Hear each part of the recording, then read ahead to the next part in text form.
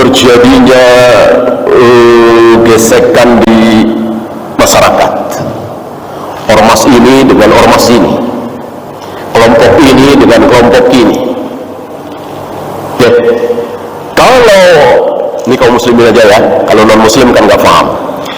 Khusus kaum muslimin, jika mereka mengamalkan sabda Nabi, insya Allah ini tidak akan terjadi. Ormas ini dengan ormas ini, kelompok ini dengan kelompok ini. Kenapa? Karena bagi kaum muslimin tidak boleh membuat kelompok. Jangankan ormas yang menamakan sebuah pengajian, ini tidak disukai oleh sunnah, ya. Pengajian Nurul Iman, pengajian Sabilul Muttaqin, ya. Nanti ada sesuatu, ya. Maka para imam menamakan sebuah pengajian itu diambil dari kitabnya, misalnya pengajian Riyadhus Shalihin, atau dari waktunya pengajian Ahad Duha, Masjid Anu, ini boleh. Tapi dinamakan kelompok tertentu sebagaimana yang kita sering dengar, ini tidak disukai. Itu sekedar pengajian. Bagaimana kita berkumpul bersama dalam satu wadah yang akhirnya mendatangkan hizbi, kelompok. Maka Islam tidak suka dengan Persatuan Islam Minang misalnya, kelompok kaum muslimin Betawi, ya, Persaudaraan Islam Jawa. Islam tidak menyukai seperti ini. Ini asabiyah.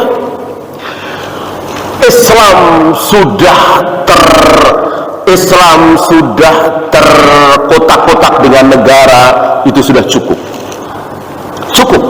ya. Itu boleh.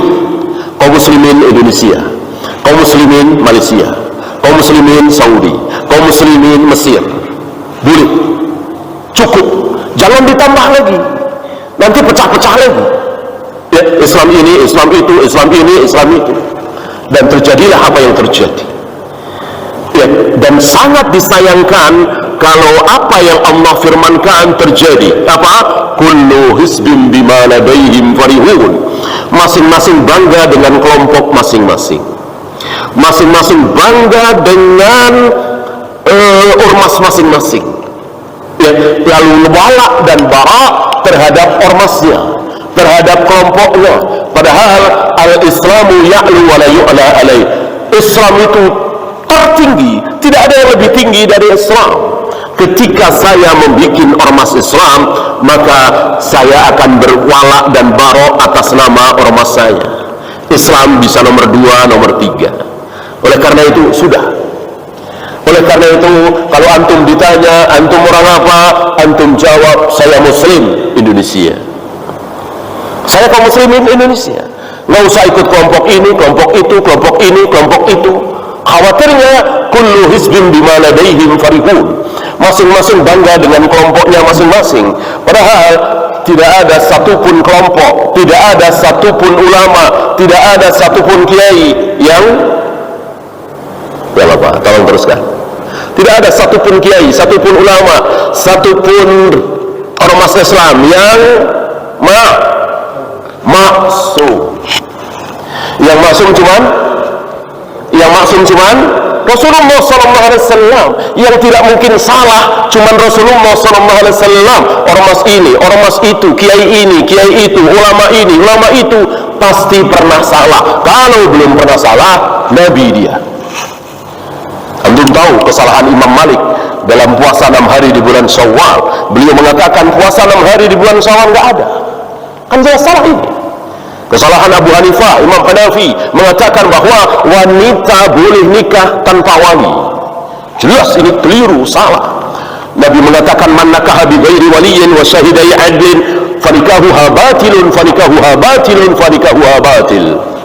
Barang siapa seorang wanita nikah tanpa 2 orang saksi dan tanpa wali, maka nikahnya batal, nikahnya batal, nikahnya batal. Mana mungkin sabda Nabi ini kita tinggalkan lalu kita fanatik dengan ucapan Imam Hanafi? Maka wajib kita katakan di sini Imam Hanafi salah karena bertentangan dengan sabda Nabi sallallahu alaihi wasallam. Lu kok bisa sekali berimam Hanafi tidak tahu hadis itu? Hadis itu jutaan. Kalau seluruh hadis diketahui oleh seorang ulama, berarti bukan ulama lagi dia, jadi nabi. Ya. Jangankan kita, Ibnu Umar pernah mengatakan, aku baru tahu hadis ini.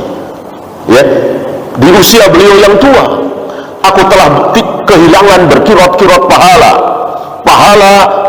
berkirot-kirot. Apa?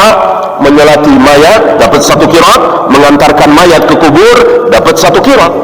Kalau menyolati juga dan mengantarkan juga ke kubur dapat 2 kirot. Ibnu Umar mengatakan, aku baru tahu, aku kehilangan berkirot-kirot. Ingat, Nabi SAW hidup sebagai Nabi 23 tahun, dan ketika beliau bersabda, tidak seluruh sahabat ada di situ. Kadang Aisyah nggak ada, Abu Hurairah nggak ada, kadang Abu Hurairah ada, Ibnu Mas'ud nggak ada, Ibnu Abbas ada, dan seterusnya. Tidak seluruh sabda Nabi diketahui oleh sahabat, apalagi yang bukan sahabat. Ya, bahkan kesalahan ini merembet kepada sahabat. Ya. Manusia-manusia terbaik, manusia-manusia termulia, manusia yang dijamin ampun, dijamin ridha, dijamin surga, radhiyallahu anhum wa radu'an wa adda lahum jannat, salah mengatakan soal mandi junub. Masalah yang sepele mandi junub, ada sahabat yang salah. Siapa? Ibnu Umar. Dalam masalah sutroh salat, Aisyah salah. Dalam masalah nikah dengan wanita ahlul kitab, Ibnu Mas'ud salah. Bahkan tidak tanggung-tanggung manusia termulia di muka bumi setelah para nabi dan rasul, siapa? Abu Bakar dan Umar, salah dalam masalah haji tamattu'. Tidak ada manusia yang tidak pernah salah kecuali Nabi SAW, karena Nabi maksum, dijaga oleh Allah. Kalau toh salah, langsung turun wahyu, langsung ada teguran dari Allah dari langit. Ketika beliau mengatakan besok, jawabannya besok, tanpa lafaz insyaallah, langsung ditegur oleh Allah, wala taqulanna li syai'in inni fa'ilun dzalika qadan illa ayyasha Allah. Lain kali ucapkan insyaallah. Ketika beliau bermuka masam dengan seorang buta, Ibnu Ummi Maktum, karena beliau sibuk menghadapi pembesar-pembesar Quraisy, beliau bermuka masam ketika datang seorang buta miskin, Ibnu Ummi Maktum. Jelas ini sebuah kesalahan, langsung ditegur oleh Allah dengan turunnya abasa wa tawalla an ja'ahul a'ma wa ma yudrika la'allahu yazakka, dan seterusnya. Adapun Abu Bakar salah sepeninggal Nabi, enggak turun ayat. Umar, Utsman, Ali salah, tidak turun ayat. Karena mereka tidak maksum, hanya Nabi SAW yang maksum. Dari sini antum jangan mau dari alif sampai ya 100% mengikuti kiai fulan, ulama fulan, ormas fulan, dan seterusnya, karena tidak ada jaminan benar. Yang ada jaminan benar, sekali lagi, Nabi SAW. Dengan demikian, janganlah ya membuat hal-hal seperti tadi.